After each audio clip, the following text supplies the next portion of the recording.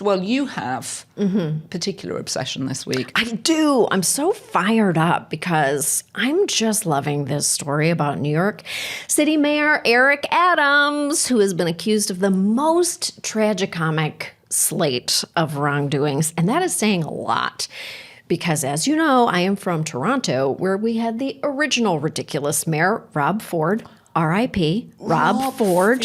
I'd forgotten all about it. Reminds me, what's drugs? Crack? Was it a crack pipe? Caught on camera smoking crack and talking politics, among other things. That was not the only thing. That was just the most famous thing.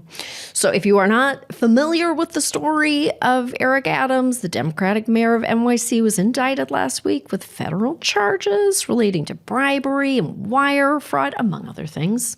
It seems to me like influence peddling is kind of like at the heart of all of this, and the charges are related to around $100,000 in illegal perks. Which doesn't feel like it would get you very far in New York City. Oh, no, not really, not particularly. There are some super choice sections about getting comped tickets on Turkish Airlines, taking flights all over the world with a stopover in Istanbul, even if it's not on the way. It's fantastic. I think I read that he was going to Paris, but he had to go via Istanbul. Go via Istanbul. At the time of this taping, I actually think that additional charges may be being announced. But we don't know what those are. What are New York mayors? Like, we've had Giuliani, we've had de Blasio.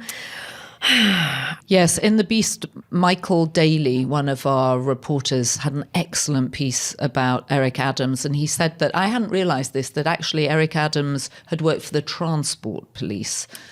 Yes, I did not know that either until I read that piece. Right, and it was called the O Police because they were always too far away to get hold of anybody if there was trauma or drama in the subway. And when they would tell people they were a member of the transport police, people would just go, oh. Oh. Oh, God. I have to say I'm sorry to hear this about Eric Adams because he is a very jolly cheerleader for New York. And I will say, when he started his mayoralty, I had him round for dinner and he absolutely charmed everybody at the table. He's an incredibly good storyteller. He's very charismatic. So it's depressing to hear that for the sake of $100,000, bunch of travel perks. Yeah, that's truly depressing. And also you think, come on, it's New York City, 50 million. I'm expecting 50 million. If you're going to be corrupt, be corrupt. Yes, when it comes to criming, it just feels very sloppy. Did you just say when it comes to criming? I did. I did. It.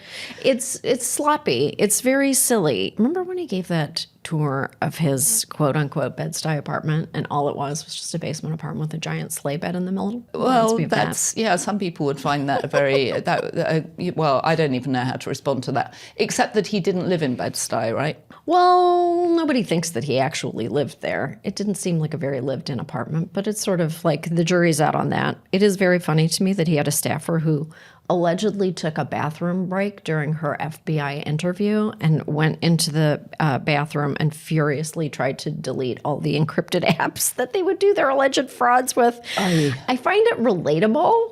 And yet, not something I would look for. I'm sure in the FBI bathrooms, they must have cameras, don't they? It's very sad to me that I feel like I would do crime better than him. Do you know what I mean? I do know what you mean.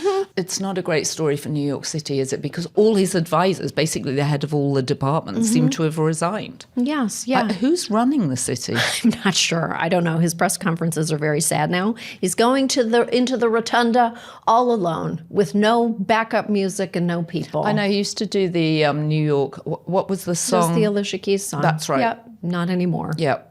So he's now walking silent press conferences with nobody with him. That's right. What are you obsessed with this week? I was fascinated, actually, by a piece in The Atlantic by Anna Nemtsova, which we actually wrote a little piece about in The Beast too, just about Putin's obsession with safety and how people are beginning to pierce it. And there was a dossier that came out this week from I think funded by an oligarch who lives in Europe, which suggests that he goes to extraordinary lengths, even bigger lengths than anybody expected, to stay safe. So anybody going to see him has to quarantine for 2 weeks. Great. And sometimes longer.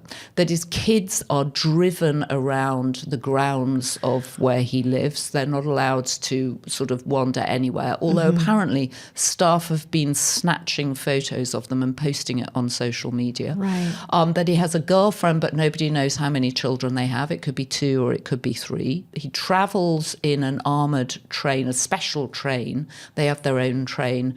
And you just think, God, it must be so isolating to have a life like that. I think so. Fun fact about me, we have a giant 8-foot painting of Vladimir Putin in our garage. You do? Oh, in your garage? In our garage. We keep it in. It was a prop that we had put together for a show that we created called The Detour years and years ago. This was you and Jason? Yes, me and Jason. And it was up. It was like this hilarious, it's him riding a bear with a spear. And we had it up on the wall in this mansion that we were filming in. And then we kept it because it was hilarious, and it is so huge. I will show you a picture of it later. You should bring it and we could put it behind us on the wall. But you know what? I had it in my office for a really long time because it was a great memory of a really amazing project. Well, I'm sure your cars are enjoying it. They are.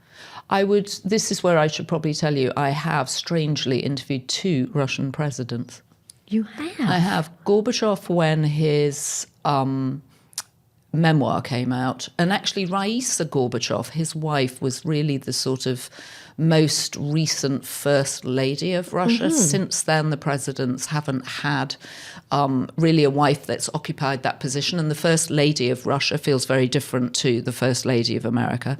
And then I also actually interviewed Yeltsin. And yet my favorite story about Yeltsin is when he came over to visit Bill Clinton and got picked up. Do you remember? He staggered out of, he somehow escaped his minders and was found on Pennsylvania Avenue in his underpants, extremely drunk, trying to hire a cab to go and get pizza. He was like, I want American pizza.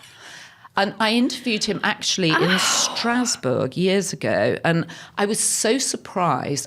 It was slightly by accident. He was speaking, but I'd stumbled into him backstage because I'd taken the wrong door. And I said to him, oh, goodness, what are you doing here? And he went, I don't know. What am I doing here? Not in that voice, obviously. My accents are not as good as yours. But it was a very strange moment. Joanna, you truly... I swear to God, every time telling you that. That's not why I love the story on Putin, but it is extraordinary the lengths he goes to stay safe. Every time we get together to do a podcast recording, I learn some precious gem about the world we live in. Thank you so much.